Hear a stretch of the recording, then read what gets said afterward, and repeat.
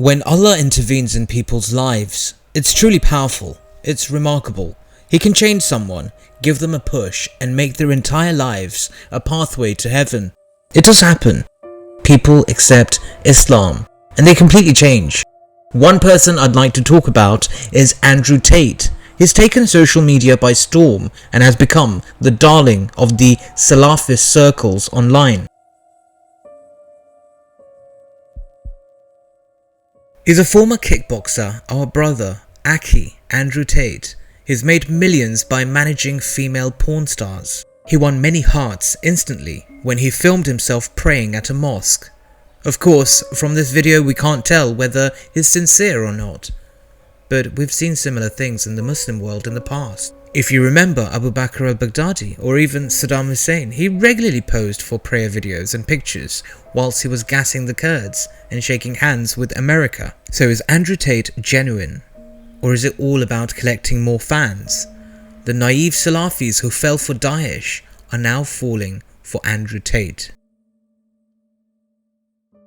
On Cobra Tate's own website, we're just going to contact him. This is him. Okay, we're going to contact him. My name is Victoria. I was looking for the filthy on only fans fortunes course and the PhD program. I'm going to tell you what these are, by the way. I heard fantastic views about these. Really want to buy them. Please help me. Where can I find them? And how much are they for?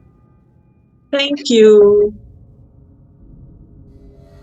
So the OnlyFans is a pornographic website. Okay, so what Andrew Tate does is he actually trains prostitutes into becoming better at their job, and so that they can make this, filthy material on this website. So apparently, I heard it was in the news that Andrew Tate has one of the biggest studios for this kind of prostitution, the webcam kind of prostitution, pornography in Europe, the biggest one. That's what makes him rich. Okay, and the PhD is Pimpin' Pose degree. So what it means is basically it's for the guys. So how can you turn your girlfriend or other women into prostitutes? So he gives real life examples because that's what he did. And he uses the lover boy technique. It's called the lover boy technique, wherein you make a woman fall in love with you, then you convince her, let's make some money on OnlyFans, selling your body. She does that, you take half or even more. He says actually the man should take 80% according to him. Wow. So live on this video. So are you ready?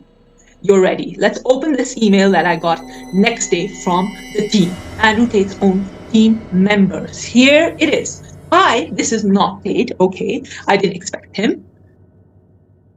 My name is Morpheus. Now, we all know how Andrew Tate is very, obsessed with the Matrix movie. Now, the Matrix movie was made by 2 transgender women.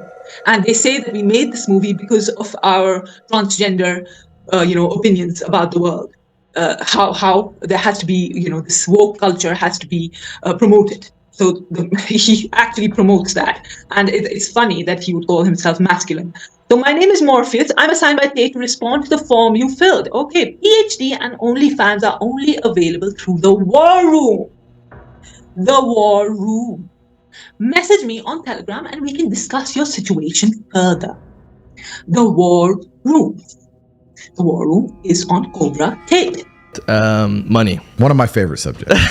Yeah. All right. You have a lot of sources of income. Yeah.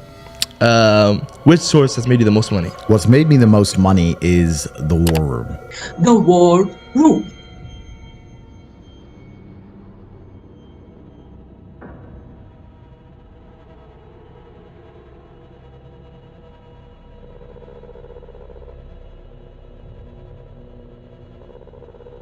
Dajjal means deceiver, and although everything is out in the open about this man, his fans continue to defend him.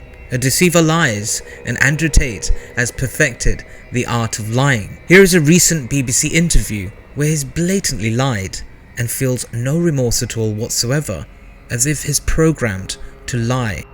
Let me read you then what you have said about what you have done. Sure. You have said My job was to meet a girl, go on a few dates, sleep with her, get her to fall in love with me to the point where she'd do anything I say, and then get her on webcam so we could become rich together. I don't think that's what I personally said. I think that's exactly what no, you said that's no. I've never said that. That's something that you found on the internet. Doesn't mean I've said it. And again, once you cannot get a girl to work for you haven't fucked. So the recruitment process is the same as the PhD course. You message them on Instagram. The PhD course is my recruitment system. I don't mention webcam until after I've had sex with the girl. If you're on dates and you're trying to mention it and shit, it just doesn't work. It puts them off. I'd never do that. That's disgusting. I'm not a whore. It's just not gonna work.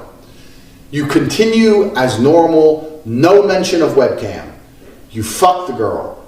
After you fuck the girl, you do the PhD test.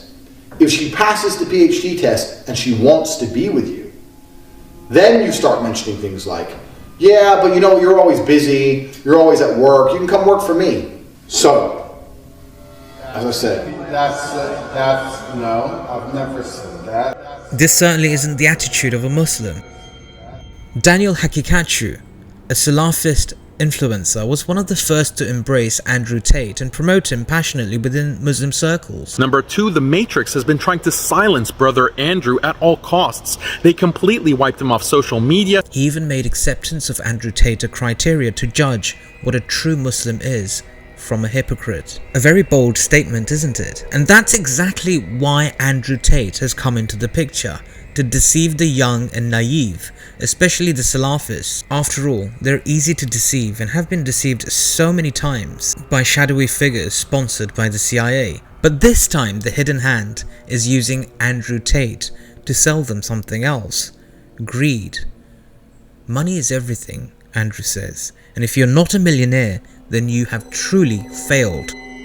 But life isn't all about money, is it? After all, wasn't the Prophet Muhammad who said that this life is an experience, so live it as if you were passing by? Yet Andrew Tate says otherwise, because you need to have 33 Bugattis, you see. Number 33 is interesting, isn't it?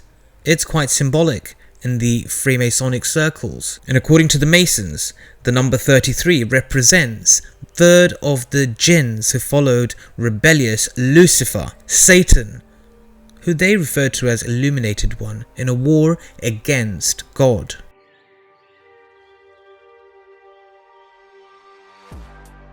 Andrew Tate is all about symbolism. He does his hand sign, but he doesn't know why he's doing it, because his dad used to do it. His dad worked for the CIA, you see, so he does it. But if he was Muslim, what's the most prominent symbol Muslims use? The index finger, pointing towards heaven, pointing towards God, the one God, the symbol of Tawheed. But Andrew Tate, of course, isn't doing all that, because he's up to mischief, constantly promoting the triangle like all other satanic celebrities. So what is the difference between him and the rest of them? Andrew Tate has come onto the scene for a purpose, and the purpose is to establish a cult, to establish Tateism. One could argue he's one of the minor Dajjal. After all, these Satanists, these Dajjals all follow a pattern.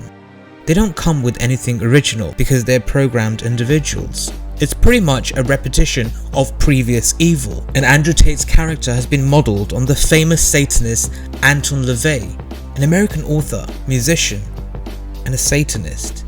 He was the founder of the Church of Satan and the religion of Satanism.